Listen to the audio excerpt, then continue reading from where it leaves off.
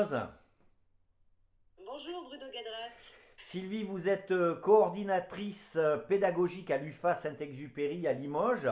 Avant de parler un petit peu de la façon dont vous vous êtes adapté à cette situation très particulière de la crise sanitaire, est-ce que vous pouvez nous présenter l'UFA Saint-Exupéry? Alors l'UFA Saint-Exupéry est un centre de formation par apprentissage qui prépare les jeunes, les apprentis au métier de la mécanique et au métier du transport et de la logistique.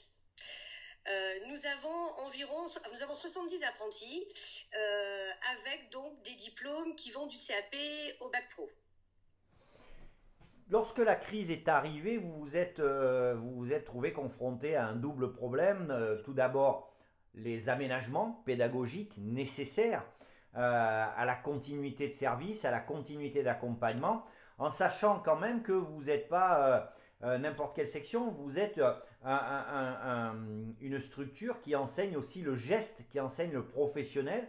Donc comment vous êtes-vous adapté à ces deux dimensions, à la fois la continuité de l'accompagnement et puis à la fois l'aspect technique? Absolument. Bon, c'est un enjeu qui était assez important. Pour permettre une continuité pédagogique, dans un premier temps, la plus large possible et la plus adaptée au plus grand nombre d'apprentis, nous avons mis en place une stratégie qui consistait à gommer les écarts entre les écarts sociaux et les écarts de la fracture numérique, parce que nos apprentis n'échappent pas malheureusement à cette problématique. Et donc, nous avons décidé de permettre un enseignement à distance, une continuité pédagogique, alors aussi bien dans le domaine général que dans le domaine professionnel. Nous avons dans un premier temps contacté chaque apprenti. Ça, c'est le secrétariat, la personne qui est en charge du secrétariat qui a fait qui a eu cette lourde charge. Nous avons contacté chaque apprenti pour savoir dans un premier temps s'ils étaient pourvus ou dotés d'ordinateurs, ou de faire un recensement du matériel dont ils disposaient. Et ensuite, nous avons également contacté les entreprises, parce que certaines entreprises, on en parlera tout à l'heure, mais fonctionnent quand même, hein. Ensuite, avec l'équipe, nous avons décidé de garder le rythme de l'alternance, c'est-à-dire que les apprentis qui avaient cours normalement la semaine sur le site, eh bien, ont été en formation à distance. Et nous avons échangé avec eux par mail. Alors, pour l'enseignement général, des consignes leur étaient données par chaque enseignant par mail. Et pour l'enseignement professionnel, ils avaient également des consignes, mais nous avons travaillé avec une application pour l'enseignement professionnel qui est très intéressante, parce qu'elle permet de proposer des petits modules, des modules qui sont animés, avec même parfois des pannes à résoudre, etc. Et là, c'était quand même un outil qui était très intéressant.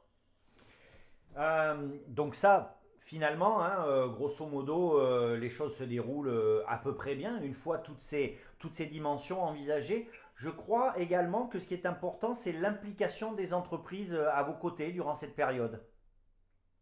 Oui, absolument. C'est-à-dire que certains jeunes, parce qu'il y en a eu quand même, qui ne répondaient pas à mes appels, aux mails, eh bien, finalement, je suis passée par l'entreprise, si je puis dire. Et là, les entreprises, donc il y avait deux cas de figure. Il y avait les entreprises qui avaient demandé aux jeunes de travailler, et qui ont accepté de leur accorder du temps pour qu'ils puissent faire le travail scolaire, soit sur le site de l'entreprise, soit de leur accorder du temps chez eux. Mhm. Ou bien il y a des entreprises qui carrément ont rappelé les jeunes parce ils n'avaient pas de matériel, et donc ils leur ont permis d'avoir accès à des ordinateurs sur leur site, et ainsi favoriser donc la pédagogie à distance.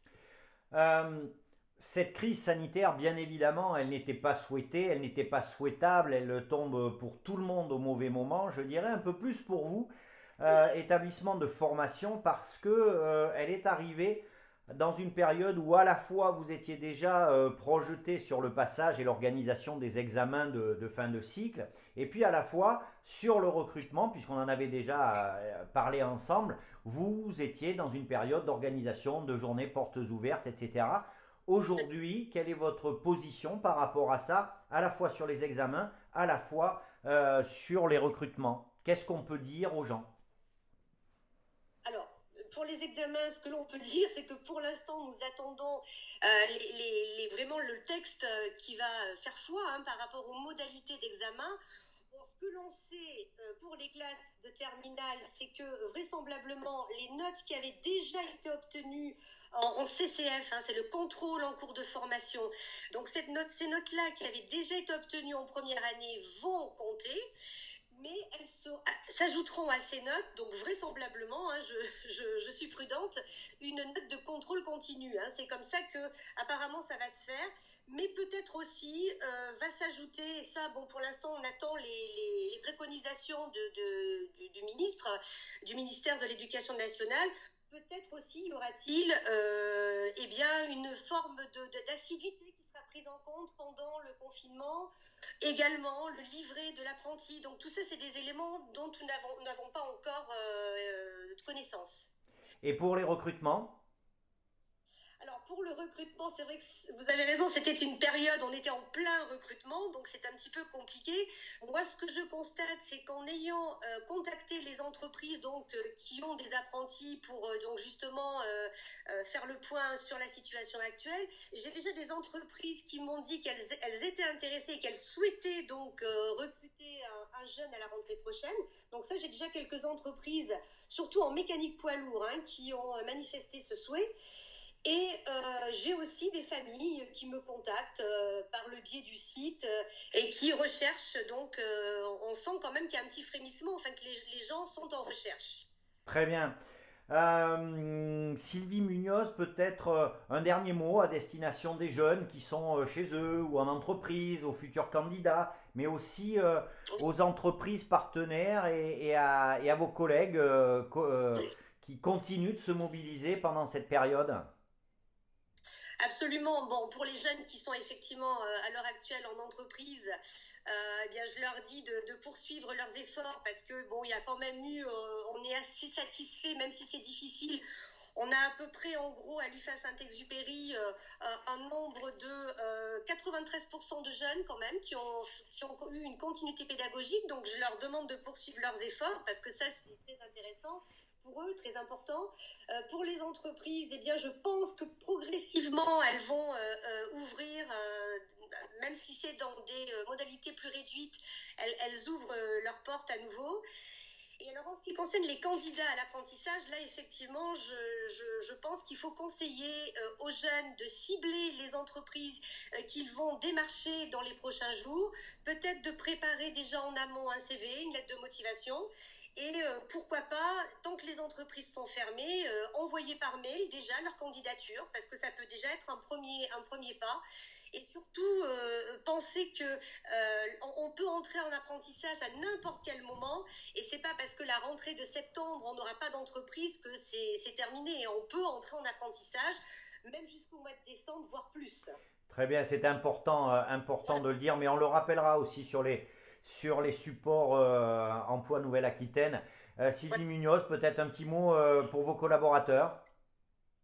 Exactement. Je voulais vraiment les remercier de leur investissement parce que je vous ai dit, on a suivi le calendrier de l'alternance, mais on a aussi suivi l'emploi du temps à la semaine. C'est-à-dire que ça fait une charge de travail absolument importante avec des enseignants qui étaient disponibles via Internet, par des cours en ligne et qui étaient disponibles sur leur créneau d'emploi du temps. Et donc, ils ont été extrêmement disponibles, à l'écoute, sollicités. Vraiment, je les en remercie. Très bien, merci beaucoup Sylvie Munoz de vous être rendue disponible et puis remercier de notre part à la fois toutes les entreprises partenaires, c'est important qu'elles restent mobilisées autour de ces jeunes et tous vos collaborateurs qui se mobilisent Absolument. pour la continuité Absolument. pédagogique. Merci beaucoup Voilà. Sylvie Munoz, à très bientôt. Merci. Merci. Au revoir.